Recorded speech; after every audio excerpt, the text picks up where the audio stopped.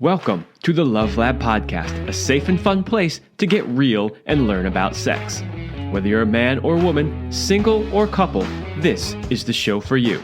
I am your host, Kevin Anthony, and I am here to guide you to go from good to amazing in the bedroom and your relationships. All right, welcome back to the Love Lab Podcast. This is episode 317, and it is titled How Couples Can Successfully Navigate Fertility Challenges. You know, as a coach for many years doing sex, love, and relationship type work, I have definitely run into more than once couples who were really struggling to navigate going through the fertility process. And so, what does that mean really? Well, I mean, I'm sure you can understand that it's not super easy for everybody to get pregnant, especially these days. We are seeing massive declines in sperm counts in men. There's all kinds of other factors, maybe some of which we'll get into today, maybe some of which we won't. But needless to say, it has become more challenging for couples to successfully get pregnant these days. And when a couple really wants to have a child, they are willing to go through an enormous amount of stuff to make that happen. It's not like when you really want to buy a house or something like that. Like, you want to buy a house, you're willing to go only so far to make that happen, right? But I have seen people pull out all the stops to the point of literally destroying their relationship in order to make this happen. And that is not something that we want to see, honestly. I mean, obviously, if people really want to have a child, we would love to see them have a child. But we also want to see them do it in a way that keeps the relationship healthy and successful throughout that process. Because if they do end up getting pregnant, they're going to need the strength of that relationship to get through being parents, which is difficult enough, right? So we want to help them navigate those challenges. I have an expert with me here today who specializes in these fertility challenges and who has direct experience with what it's like for couples going through this. And we're really going to unpack this today. But before we do that, a short break for a word from my sponsor, Power and Mastery 3.0. Power and Mastery 3.0 is the latest version of the popular men's sexual mastery course. If you are struggling with erectile dysfunction, premature ejaculation, or simply want to increase your skills in the bedroom, then Power and Mastery is for you. Join the exclusive club of men who have taken their sexual performance into their own hands and become sexual masters. Mastering your sexuality is a key component to becoming the man she has always dreamt of and craves. Don't leave your sexual performance up to chance or the throw of the dice. Become a sexual master today by going to powerandmastery.com and joining the exclusive club of men who have taken their destiny into their own hands. That's powerandmastery.com. And I will tell you, while this course is not at all in any way created or directed towards helping you get pregnant, I'm telling you, if you master these skills, it's going to help you in this journey as well. Okay, my guest today is Gabriela Rosa. She is a world-renowned fertility specialist and Harvard University awarded scholar. Since 2001, Gabriela and her team of clinicians have blended evidence-based science into a holistic, supportive, and education-focused approach to fertility treatment, shown to deliver a 78.8% live birth rate. Gabriela's latest book, Fertility Breakthrough: Overcoming Infertility and Recurrent Miscarriage When Other Treatments Have Failed, is available now in all booksellers. So welcome to the show, Gabriela. Thank you for having me. Absolutely a pleasure. All right, let's just dive in. We got to start in the beginning. We got to kind of talk about what some of the challenges are that people go through, and then we'll get into what impact those challenges have and how they can handle it and so on. So let's just start right at the beginning. What are some of the typical fertility challenges that couples go through? It's interesting that you asked that question as a first question because in the general population, most people conceive without trying. And so, that's why we often hear stories of, oh, my friend had a drunken one-night stand and got pregnant accidentally, or, these types of situations where people get off the pill and the next month they're pregnant and having a baby. And so ultimately, what ends up happening for the majority of the world's population of people who are actually trying to get pregnant is they don't really try. When you start to try, it's because there possibly are things that are deterring the process, perhaps obstacles that are getting in the way. When it gets to for some women, depending on age as well, because female fertility declines more severely than male fertility, even though both decline with age. When a woman is over 35, after 6 months of trying, the new definition says that, okay, there possibly is a fertility challenge or a fertility difficulty. A couple is definitely considered infertile, so to speak, after 12 months of consecutive attempts without contraception and an inability to get pregnant.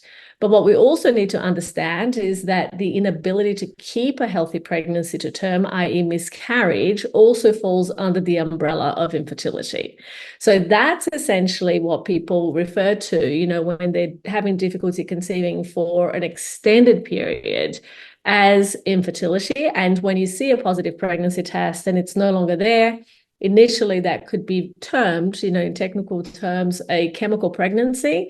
But once you have passed a certain number of weeks post, when you've seen that pregnancy test and then you haven't actually carried a pregnancy to term, then of course it becomes a miscarriage. And most miscarriages happen in the first 3 months of a gestation. So that's essentially, kind of just diving into the technical terms of this whole conversation. Those are the main definitions. Isn't it ironic how many people don't intend to get pregnant and end up getting pregnant, and then how many people actually really want to and then struggle with it? I And find it's interesting, absolutely, because it's like 1 in 6 couples is infertile, which means that 5 in 6 conceive without trying or without major difficulty. So yeah, it is. It's quite interesting. so 1 in 6, that's actually a pretty high number. I'm curious, you've been doing this work for a long time. Have you seen that change? Was it less than 1 in 6 a few decades ago? Has it increased? Has it not changed? Yeah, it's interesting. So basically, less than 1 in 6 would mean that we are becoming more infertile.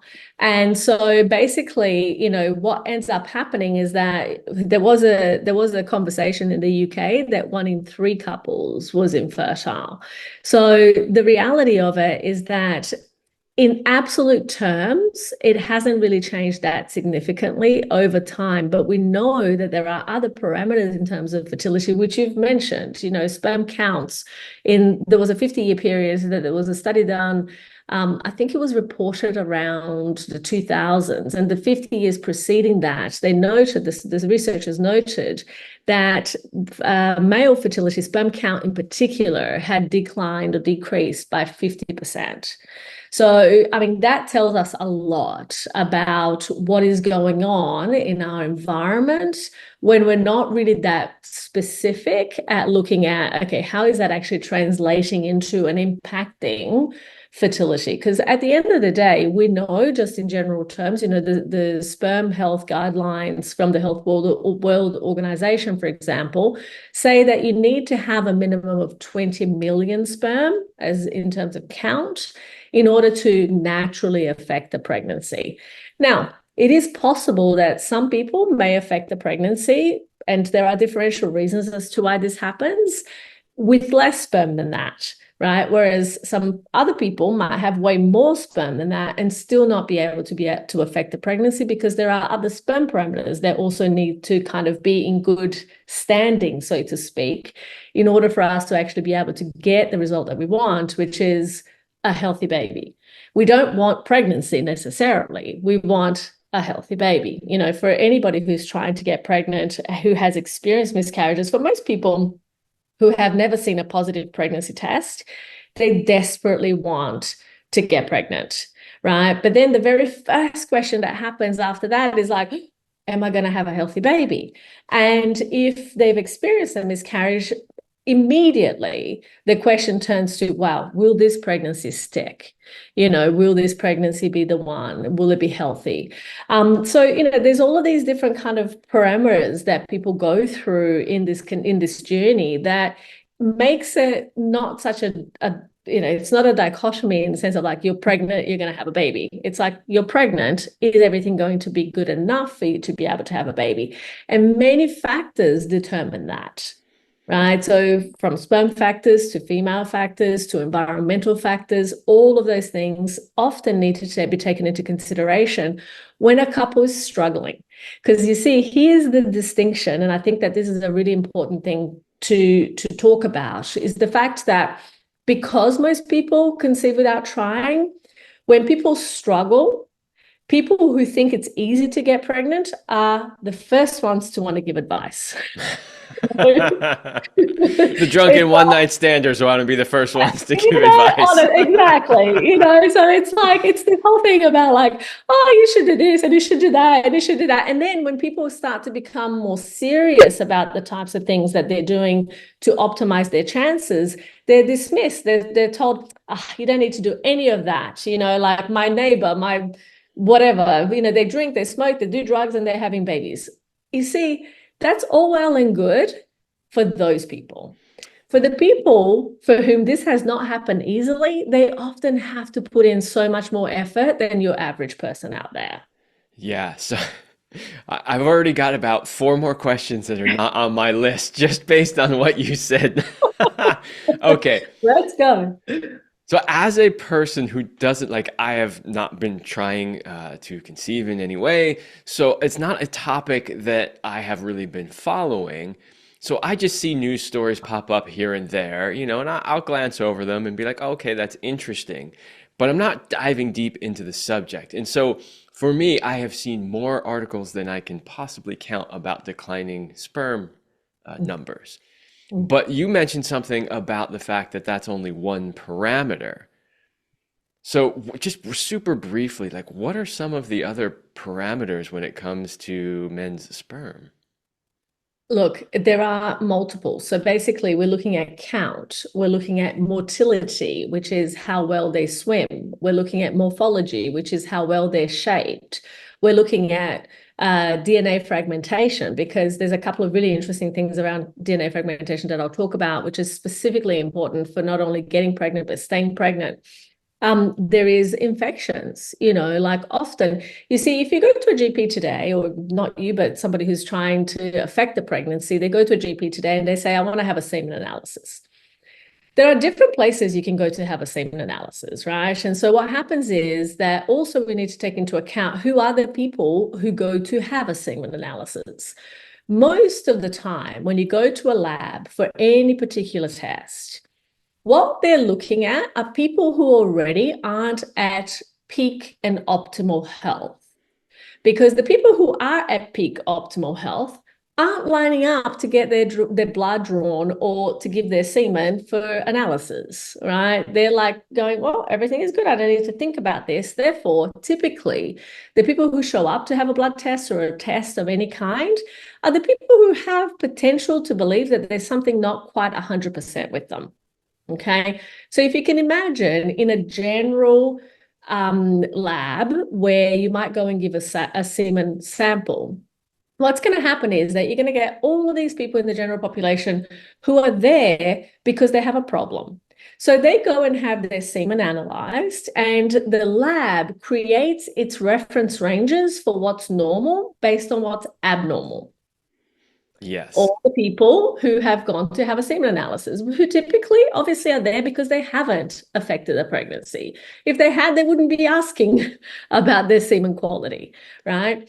So you have those types of labs, which are general labs. Then you have andrology labs, which are the labs that specialize. They are the infertility clinic labs where they see sperm day in, day out. They're typically, there because, okay, we have a fertility problem.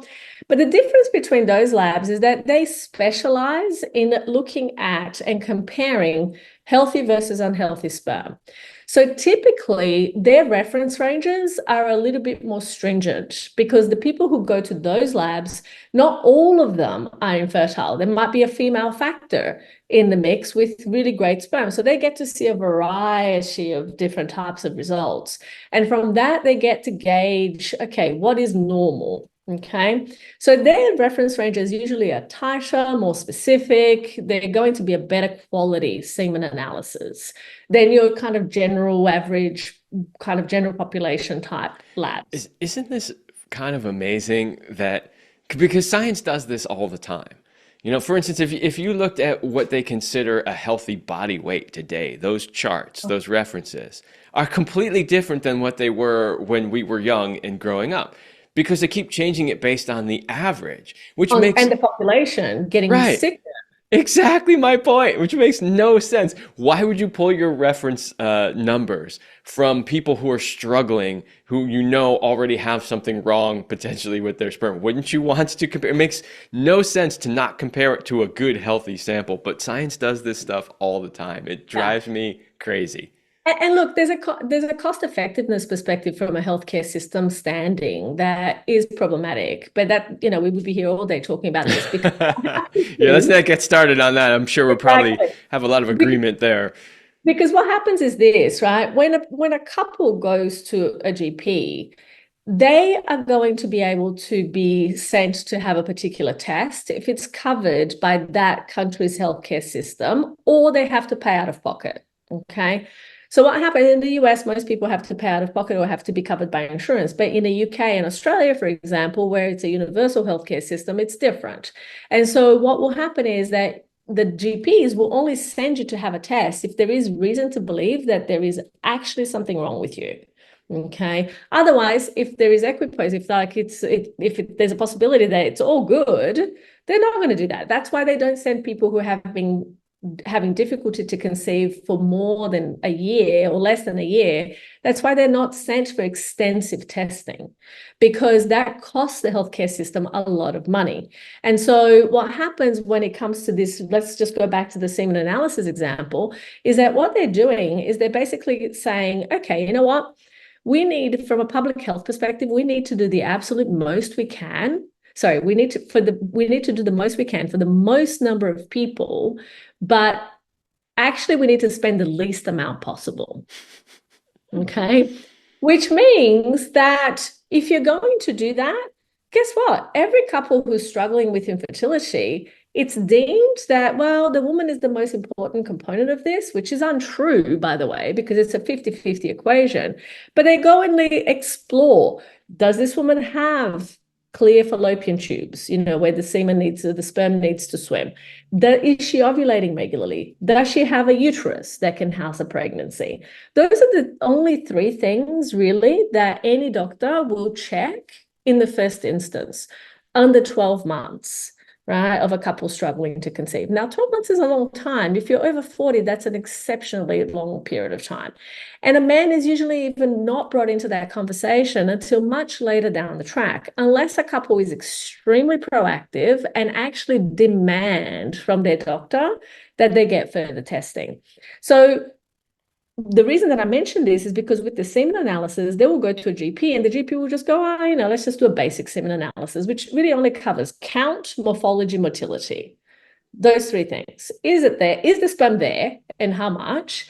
Is the sperm swimming? And are there any normal looking sperm in this sample? Right? Because often they have two heads, three tails, they're abnormal. But it's kind of like, well, if there's a potential, a percentage of those that are normal, then that should be good enough. But what happens is that that's not good enough when people are struggling, because when people are struggling, then we need to see, okay, what is the quality of the DNA within that cell? Like, is it quality enough to affect the pregnancy and keep a pregnancy to term? Because 50% of the reason as to why miscarriages happen is because the sperm quality in the DNA is not good enough. But that doesn't get tested at the outset. So couples keep having miscarriages, and then all of a sudden it's like, okay, well, we need to look at everything. And everything is like 20% of 100% that you could look at, but at least that's kind of like the beginning that's a little bit more than what they would have had otherwise. So this is the challenge, with kind of having tests and having these types of conversations, because most people will go to their doctors and they will be told, oh, you've done the test, everything is normal. What is everything? 3 tests out of 100? I think for me, and certainly what I look for in my patients is like, Normal is you holding your baby if you're trying to get pregnant. That's normal. Anything that deviates from that needs to be questioned. Yeah. Okay. I'm glad that we talked about some of these things because they've already brought up potential challenges, which I want to address as we go down the road a little bit more. But there was another question I had a while back that I just want to ask real quick before we get into those additional challenges. So I kind of brought up the fact that I've been seeing a bunch of articles on declining sperm rates. And, as you correctly pointed out, this is a 50-50 game. I'm wondering on the female side if there are any common things, like is there a female equivalent to the headlines I see about crashing sperm counts? Like, is there anything on the female side that has changed, or maybe there's a perception it's changed, or? Yeah, I mean, you probably hear all the time that women's fertility plummets after 35. It's almost like there's a cliff and it falls over it, which is not exactly true. And it's not exactly the case, but the headlines usually around female fertility are exactly around that, is that egg quality declines and women can no longer get pregnant after a certain age. And the truth is that the age after which it's impossible to get pregnant is menopause, right? So it's after a period has stopped for a year and so on. But what happens and precedes menopause, 5 to 10 years, is perimenopause. And in perimenopause, like let's say, for example, if a woman is going to become menopausal at the age of 45, already it's possible that, and this is why there is this kind of conception of like, if you are over 35, then your fertility is terrible, which is not exactly true.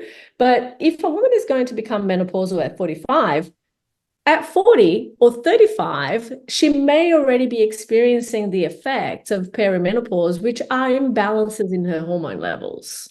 Okay. And so what we're seeing because of exposures in our environment, for example, women who smoke tend to become menopausal 5 years before women who don't smoke. So if you can imagine the age 35 and a woman smokes, already that age 35 becomes age 30.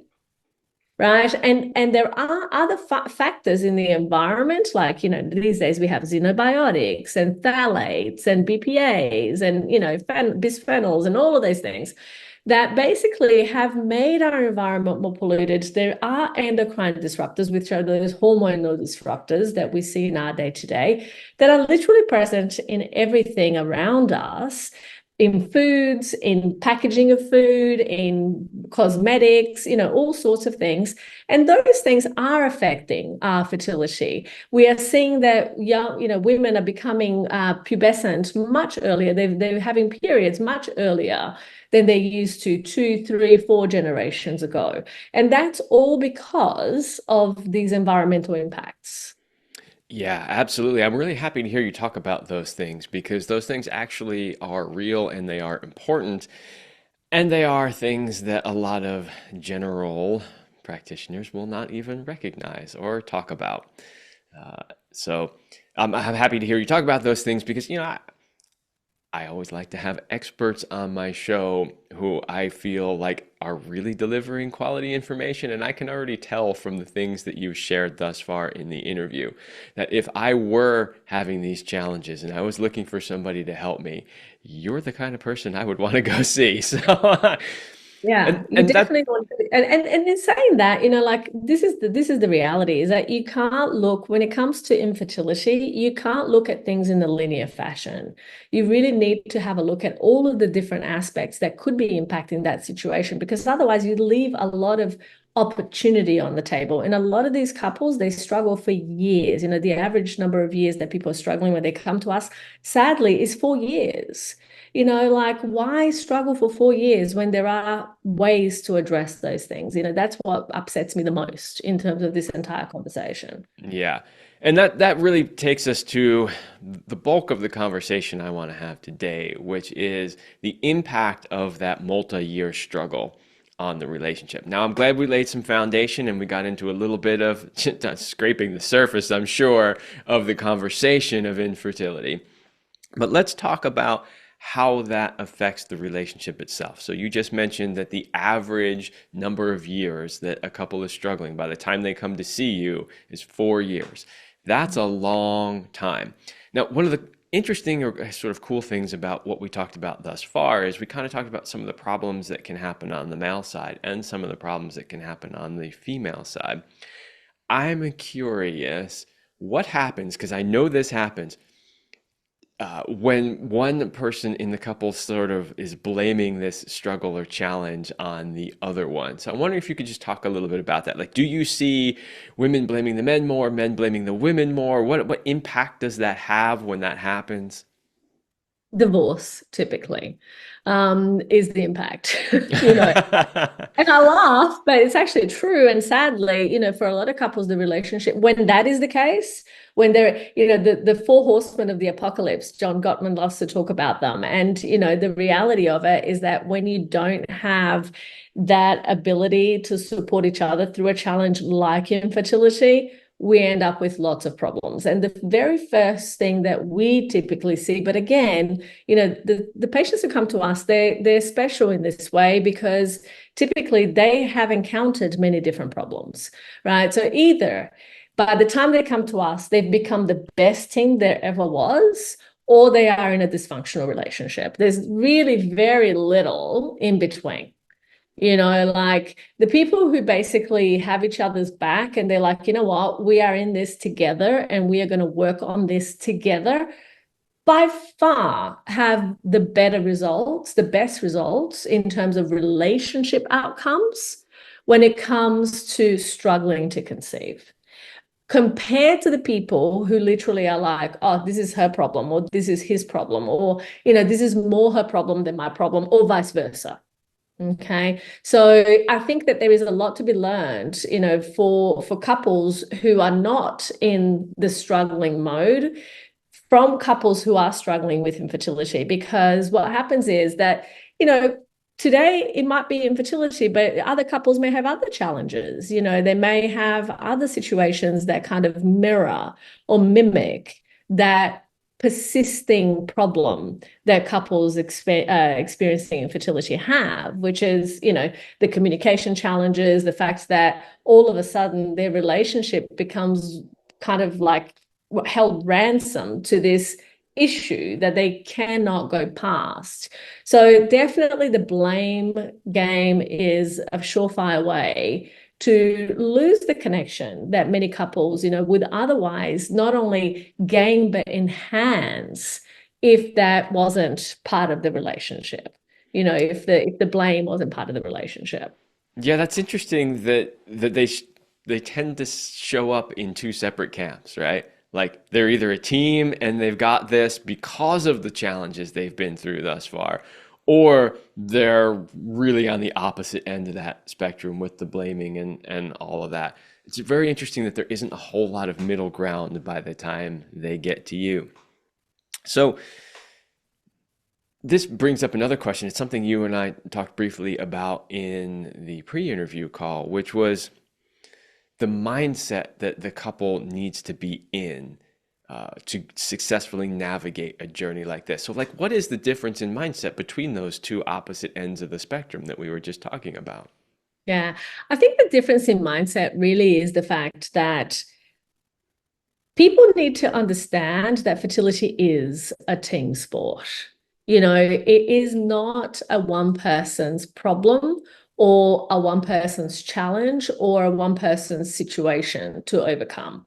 The reality is, and we were talking briefly about the fertility aspect, but it is the egg's responsibility. The female egg has to fix the DNA fragmentation issues within the sperm when fertilization occurs, right? So what happens is that in order for that to occur, if the egg doesn't have the energy that it needs within itself that's going to be able to do that because of poor ovarian reserve or egg quality, what's going to happen is that pregnancy is not going to continue.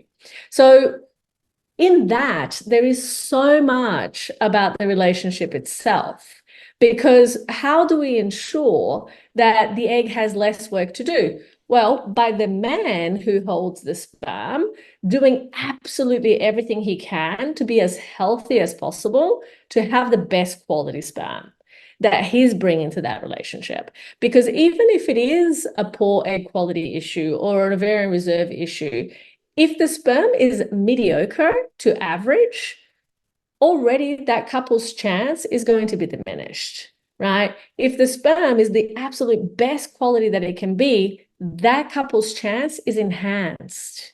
So, in that, there is a mindset that precludes the best quality sperm, which is, you know what? I am 50% of this equation and I'm going to show up like I Yeah. mean it, you know, as opposed to kind of like deciding that, oh, I'll do my part. I'll, provide the sperm. You're not a sperm donor. You're about to become a father. So let's figure out what that entails, right? And so there's like a whole mindset shift that needs to happen for a couple. And I also say that on the reverse side of that, I think women also need to kind of like back off a little bit, because the reality is that it is not a woman's job to make the man do what it is that he needs to do.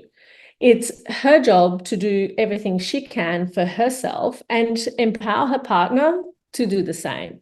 So the moment that she becomes this nag about, you have to do this, you have to do that, you have to do the other, then again, we know the effect that that has on the relationship, right? And how that takes away and diminishes the connection and the level of intimacy that a couple will even want to have, let alone, need to have when they're struggling to conceive. Because if a couple is having sex for pleasure and intimacy a couple of times in a month, right? And for some people that is how it goes and it is what it is, but and I always say a problem is a problem only if it's a problem for you. For some people that's perfect, that is the amount of sex that they want to have. But when it comes to conception, it's a bit different, right? We need to be having much more, consistent and frequent intercourse to give that chance of conception the best possible that it can be. So, if the relationship is like blowing up in a bad way, guess what? How frequently are you going to want to have that level of intimacy and connection with your partner compared to if there is a good kind of solid relationship and desire to be intimate with your partner? It's going to be very different. Right? Yeah. I've had patients come to us who basically say, you know what? I want to have a baby, but I do not want to have sex, and therefore I'm going to go and do IVF. There's a lot of that we need to unpack, in that hmm relationship. All right, we'll get back to some of those things because I definitely want to talk about when one partner is on board, when one is not on board, and some of the other things that you just talked about. But I wanted to come back to what you were sharing about the relationship and the dynamics there because it's kind of like, the old saying, as above, so below, right? Meaning that like everything's kind of a fractal in a sense that, from the cellular level right on out to the hard, world that we live in, we see the same things over and over again. So I bring that up because what you were just sharing about what it takes between the woman and the man to successfully navigate this is the same thing that it takes to successfully navigate a relationship in general, right? So anyone who's listening to this, if you're going through this challenge or you're thinking about, attempting to get pregnant and you're just preparing yourself for any challenges that might arise, literally everything that you learn on this show about how to have a successful relationship is what you need to be doing when you go through this challenge. It's no different. It's not a different set of skills. You don't need to learn anything, new or weird or strange that's specific to going through a fertility challenge. It's literally how do you have the best relationship? And I love the part you shared about how the woman's egg has to make up for any DNA deficiencies in the male sperm, because what that's showing is how much of a co-creation it really is. So we're seeing that down at the cellular level all the way up to, the relationship between the fully formed beings, right? It's the Yeah. same thing. Absolutely. And what's even more interesting is that we really do see it at a biochemical level, because it is a certain egg that is going to release a certain type of chemical that's going to attract a certain sperm within that sample. So you can imagine, that whole, I love that idea of fractal, because it's exactly that at a super micro level, and I think that the more people realize that, it's like this really is a team sport. It really is a work together to make this happen. Yeah. So, I mean, I just thought that idea of like what was happening at the cellular level and how it was basically a fractal of what's happening on the macro level was amazing. And all of that to come back and say that this really is a team effort, right? From the cellular level all the way up to, the life and the everyday today stuff that we live in. So The that's dirty really, nappies and, all the sleepless nights, all that, all the way up to that yeah, level. yeah, absolutely. Okay, I got to take a quick break for the second sponsor. Then I've got lots more questions, so we'll just keep going after that. Okay, are you a couple? Are your relationship and sex life where you want them to be? Are there challenges you would like to, or changes, sorry, you would like to make, but just don't know how? Maybe you think there is nothing that can be done. If you are not 100% happy with where your relationship or sex life is, then get help today and change your life. Go to kevinandceline.com/sex-coaching-couples. Don't worry about the long link. It's in the description. Just go click on it and schedule a strategy call with me today so that we can map out a strategy to get you where you want to be so you can have it all your way.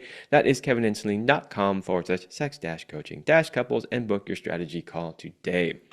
So, whether you are having any other type of relationship challenge, or you just want to improve your relationship, or you're going through a fertility challenge and you need some support on the relationship side, this is what I do. Do not allow these challenges to destroy what is otherwise a wonderful relationship. There's no reason for that. You can get help and change your life. So, go check that out. Okay, let's see where we left off here, because I skipped over a bunch of questions because we were going down some really interesting rabbit holes here. We were talking last about this sort of team sport mentality. And then you started to go into, oh, great, this is a place I really wanted to go, because you touched on this a little bit. And I really wanted to make sure that I came back to it. You were talking about the fact that, when couples are trying to conceive, maybe normally they're having sex a few times a month and that's their normal and that's fine. But now they're in this, they've made this decision to get pregnant. And so now they're trying. So the question is, what happens to a relationship when the sex becomes purely about procreation? Like, it's not about connecting anymore. It's not about, the beautiful energy that we share and the way we bond, right? It suddenly becomes about an end goal, which is procreation. How does that affect a relationship? Badly, very, very badly. And it's so interesting, because I actually, a couple of years ago, I started a whole podcast called Talk Sex with Gabriella Rosa, which was specifically for my patients who were struggling to conceive and were like, oh my God, what do we do? And really, the whole point of this was that we needed to bring the fun, the enjoyment, the intimacy back, right? It was really all about that and only about that. And so I think that there's a lot to be said for the joy and the fun and the enjoyment of a relationship, as opposed to it just being about procreation. Because when it becomes like that, and it is timed, and you need to come here now, and I mean, think about it. Like, it becomes robotic and it becomes something that people don't want to do.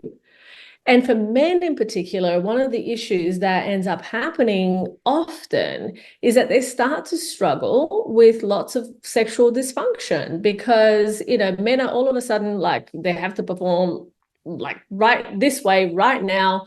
And so it becomes very difficult for a man also to show up every single time, when a woman is really just, instead of demonstrating love, affection, intimacy, excitement, to be in that particular moment, they're literally going, okay, can you just hurry up now? We just need to get this done, right? So men become, I mean, my heart goes out to a lot of the men who, who in a couple who struggle in this kind of situation, because women can sometimes become, how do I put this in the nicest possible way? Very demanding and obsessively and excessively so, right? And so what ends up happening as a result of that, and I've seen this happen many, many times, is that instead of praising their partner for the pleasure that they bring and the pleasure of the encounter and how wonderful that whole environment that was created, was, they're literally saying, well, this wasn't good enough because we're not pregnant.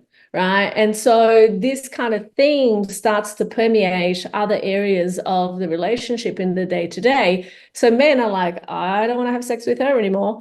And so guess what happens? From inability to get an erection to inability to orgasm or premature ejaculation or just overall plain, kind of resistance and, desire to kind of like avoid that situation is typically what ends up unfortunately befalling a lot of couples who struggle to conceive. And the opposite is also true because, for the woman, it becomes this whole thing of like, the man, if they're not enjoying it, they just want to get in there and do the thing and just get out because it's like, you know what, like, I just want to get this over and done with so that I've done my job. And so women then don't have enough lubrication. They don't feel aroused. They don't feel like they actually want to have a sexual connection or relationship with that person. And so then that couple starts to drift apart in a sexual kind of situation. And unfortunately for so many, then there are all sorts of issues that can arise from that, right? Because if you're not getting your fulfillment from the sexual relationship with your partner, well, it's possible that you might want to get it elsewhere. And so, that creates a whole other level of challenge in the relationship for many couples who are struggling to conceive. And of course, that doesn't happen for every couple, but I certainly have seen over the years that, people will only want to put up with a situation that is highly uncomfortable for them for so long. Right. And then at some point, there's going to be some breaking point that they're like, I cannot do this anymore. And how that eventuates and how that actually, shows up in real life can take various forms. But ultimately, it's one that is least satisfying for both partners in the long term. Yeah, I'm going to ask you a question. I have no idea if you're going to be able to answer this or what your thoughts are on it. It's a little bit out of left field, but it's something that just popped into my head as you were describing that, right? Which is, in in sort of the new age spiritual communities, there is an idea that if you approach getting pregnant from, like you make it a big ritual and you're like, it's high vibe and you're putting all your energy and consciousness into this and you're trying to make it the most beautiful experience it can be, that it has a positive effect on the outcome, whether the outcome is getting pregnant or just, a healthier, happy, or more well-adjusted child. I'm curious because this is something like, how do you even measure this in science, right? But I'm just curious from your own personal experience, if you've seen anything like that, if there's any validity to that whatsoever. It's a really great question. And it's kind of like, the effect that energy has on plants or on water, right?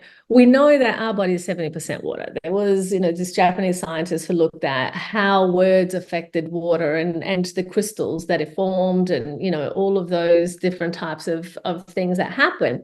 And what I have to say about that is this: intention matters, right? We know that you can certainly have, and animals are a really great mirror to this because animals kind of perceive energy more than anything else, right? And as far as evidence, scientific evidence of whether that's true or not, I haven't seen any, but that's not to say that it doesn't exist. There are studies, for example, on prayer and recovery and healing.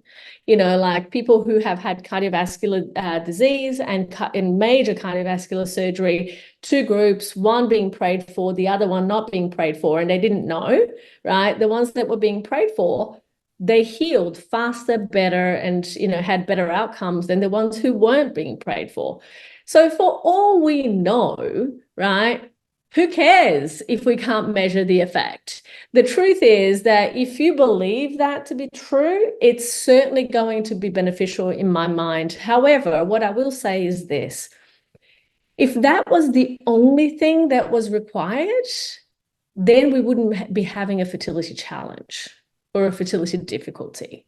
Because when couples are experiencing infertility or recurrent miscarriage and inability to get pregnant or keep a pregnancy to term, what is happening is a combination of multiple minor factors that essentially they make everything else bigger. They magnify the effect of that one thing.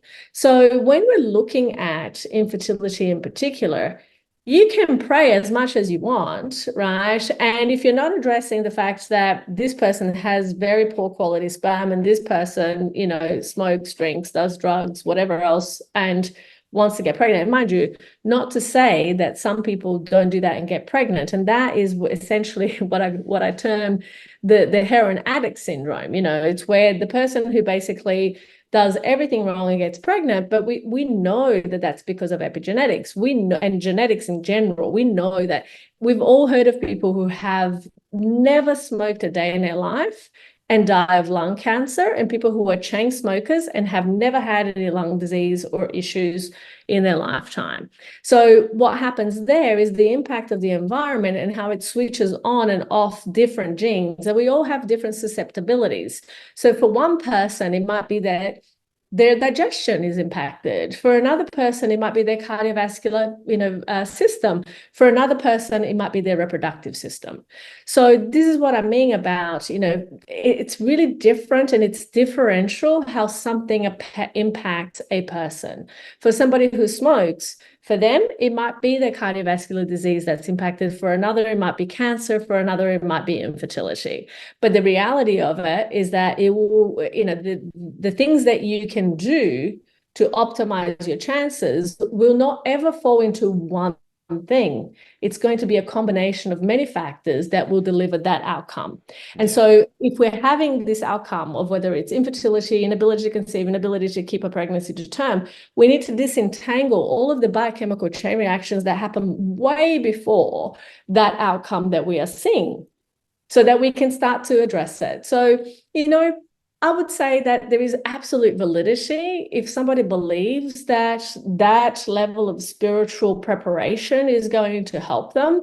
By all means, go do it. There's nothing that's stopping you from exercising something that you truly believe in. And at the same time, figure out all of the other things that could also be impacting that situation.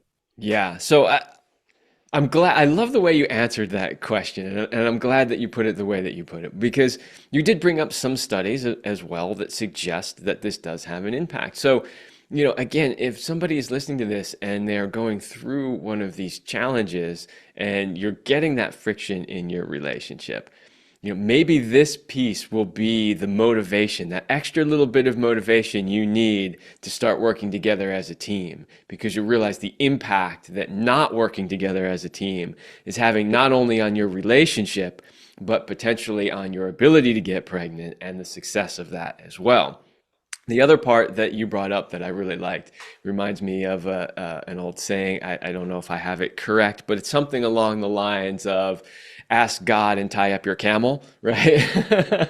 Absolutely. Many, many years ago, I had a roommate, and she was more into the Indian religion, and so she used to leave the house all the time, and like I'd come home from work, and like there's nobody home, the house was wide open, and I used to drive me crazy. And I'm like, you gotta lock the door before you leave, and she's like, Oh, I don't have to do that. I just say Om Namah Shivaya and it's all good and it's gonna be fine, you know? One day I looked at her and I was really annoyed. I looked at her with this like intense look and I said, say Om Namah Shivaya and then lock the fucking door. You know, Right? it's exactly what I say to my patients is do your part and the heavens will come to your aid because God helps those who help themselves. Yes, yes. So yes, yes, I agree 100%. Let's not Okay. leave it all to God when there are things that we need to do. You know, it's not God that's going to stop you from smoking if you don't want to and if you continue doing it. Yeah, and I mean, you can believe whatever spirituality you want to believe, but it seems to me that as much as God may want to help, like he's not going to do it all for you if you're just blatantly not doing your part, right? And you know, there's a whole philosophical discussion that we can be having here because you're opening a can of worms. But I knew I what was is with the that purpose question. of this life, right? Why are we put here? Aren't we put here to evolve and improve? And so you've got to kind of understand and see, okay, well, what is this? What is this challenge trying to teach me? And I think Pema Chodron says this really well, the Buddhist teacher. She says the challenges that we face, and I paraphrase, they don't leave until they've taught us what we need to learn.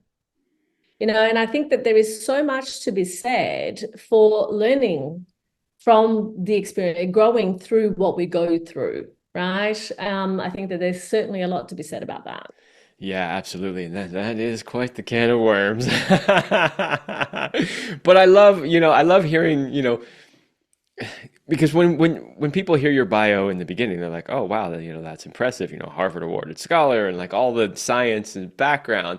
But I can tell that you're far more well-rounded than just that. And so I love when you bring in the health stuff and the environmental factors and then even the spirituality piece. I mean, that makes for somebody that has a full picture of what's going on. And that's amazing. We need more people like that.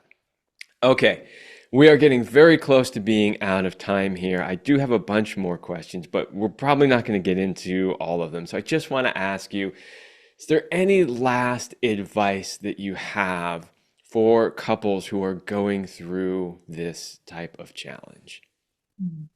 I think it's a great question. And I have two bits of advice here. One is love yourself and be kind to yourself and your partner because, infertility is a struggle. And it can be really very challenging if you're looking at it from a self-blame and partner blame lens, right? I think that there's a lot to be said for taking responsibility for one's day-to-day and actions and everything else, but there's also an aspect of things that we can't control. And so for that, we need to look at, and this is my second piece of advice when people ask me, but what is it that I should do to improve my chances? It's act pregnant now to get pregnant later. Because the reality is that right now, within the both of you, you already have 50% of that little baby that you want to create. Right. So your job is to nurture those cells in the best possible environment, in everything that you would absolutely, if you were pregnant right now, and I often ask the men to indulge me in this thought, of like, what if you could get pregnant and have a baby? I think that population would decrease. Many men would probably not want to deliver a baby, but that's a whole nother story. But, if you were pregnant right now, what are the things that you would absolutely start doing or stop doing for ensuring that you had the best possible environment for your developing baby? And most people know what those things are, and certainly most people know what those things are for themselves in their lives, in their bodies. And so, it's those things. The things that you have been avoiding to change are the things that you need to change. The things that you would absolutely start doing or you would absolutely stop doing when you are eventually pregnant, it starts now because it takes 4 months for the sperm to mature, but it can take up to 12 months for the egg to mature and the sperm to develop. You see, the sperm has a development cycle of about 3.5 to 4 months. But we women are born with all the eggs we'll ever have, and they just mature each month into the ovulatory follicle. The ovulatory follicle is going to become the egg. And so what happens is that you have two maturation cycles for the egg that can take a whole 12 months. So you starting when you're pregnant is probably going to be the thing that stops you from getting pregnant. That's Yeah. the key message, So you have to start now. You have to do all of the things that you would start doing or stop doing from now to get pregnant when your body's finally ready. Yes, I completely agree with you. I'm glad that you shared that. And I have to be honest, it's a tough sell because because let me tell you, when it comes, I've spent years helping men with sexual dysfunction. And one of the keys to that is the exact same thing that you're talking about here, which is I got to tell these men, you got to get healthy. If you want your penis to work the way it's supposed to work, it's not separate from the rest of your body. Your cardiovascular system has to be in good shape, right? Like your overall health has to be there to support that function. And I can tell you it's a tough sell. Everybody Absolutely. wants the little blue pill. I've been doing that for 24 years. I know. But it's absolutely what You has see, to happen. one thing that I will say, Kevin, and I think that this is really important, is that it's a really tough sell for the people who haven't had enough pain, Mm, right? And if for the people who haven't linked yet what it means to have impotence or what it means for their life and their future and their future relationships if they don't change. Because what happens is this, when people have had enough pain, they're usually so ready to go, you know what? I will do whatever it takes. And it's in that linking of what it means to me if I don't change, what will happen, but also what it means to me if I do change, what will happen. And most people don't want to repeat their last 5 years of infertility and make that the next 5 years of their life, right? So they're like, okay, well, if that means change, then that's what needs to happen, right? And I think that as coaches, clinicians, doctors, whatever, I think our job really is to help people to face exactly the consequences of their non-change so that they can understand what it actually means to continue to make the choices that they're making every day. And Viagra is not without massive health complications and potential risk, right? mhm. So the reality of it is that unless we are really helping people face those facts, I think we could be doing a better job, right? And it's like, okay, hey, this is what it means to you if you don't change. This is what it means to you if you do change. You tell me, what does it mean to you? How does that going to make your life in the future? So, I think that those are conversations that I have with my patients all the time because they have a finite period of time. Like, a men who might want to be getting a harder erection to please their partner or their future partner, they have time, you know. Sure, eventually their penis is going to stop working anyway, but they have more time than if they're 39 and they're struggling to conceive. And if they don't change, they literally have a period and a window that is hard and finite in not a good way. Right. So if you continue making the same choice and repeating the same situation, you're just going to get more of the same, which means that you will run out of time to have a baby altogether. And if that's okay for you, then cool. There's nothing else that we need to talk about. But if it's not, then hey, what is it going to be? The cost of inaction, right? Absolutely. Yeah. 100%. 100%. Well, Gabrielle, thank you so much for coming on the show and sharing your expertise. It was a fascinating conversation. I feel like it flew by, and I have a million other things I want to ask you, but yeah, Episode 2. that's right. We have to at least keep it manageable for the audience. Um, However, I want to make sure that you have an opportunity to tell everybody where they can find you and your clinic and the work that you do. And then I have one last question for you. Absolutely. So they can find me by going to fertilitybreakthrough.com or they can Google my name, which is Gabriella, Gabriella Rosa, Gabriella Rosa. And my book is free on Spotify as well. So if they just look for me and Fertility Breakthrough, they'll be able to get the book Fertility Breakthrough, Overcoming Infertility and Miscarriage, even when other treatments have failed, free on Spotify. Wonderful. And we didn't really get into talking about it much here because we just had so much to talk about.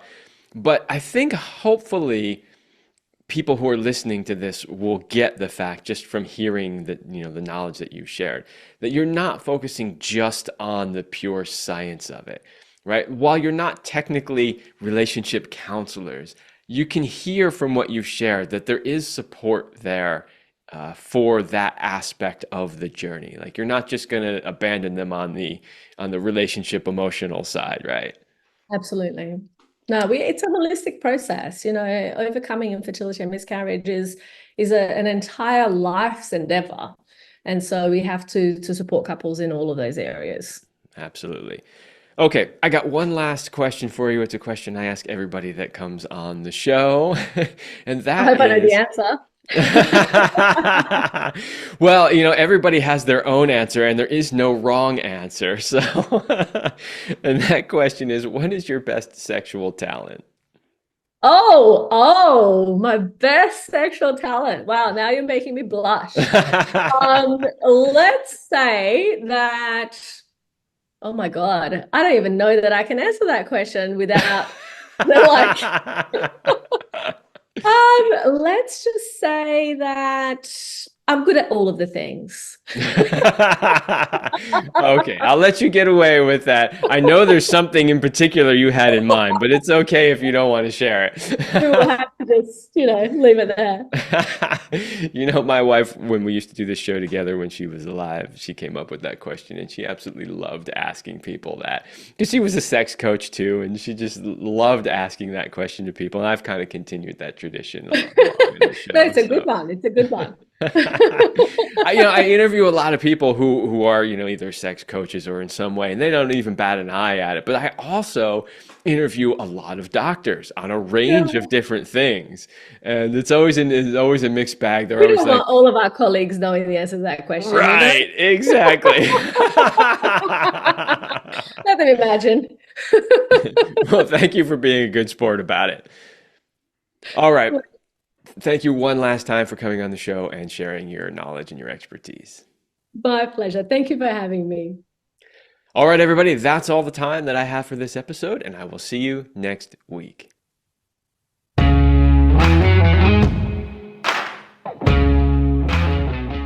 I hope you liked this episode of the Love Lab podcast. If you enjoyed this show, subscribe, leave us a review, and share it with your friends.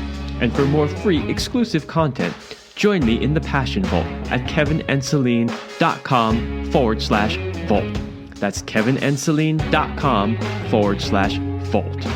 Thanks for listening, and remember, as Celine used to say, you're amazing.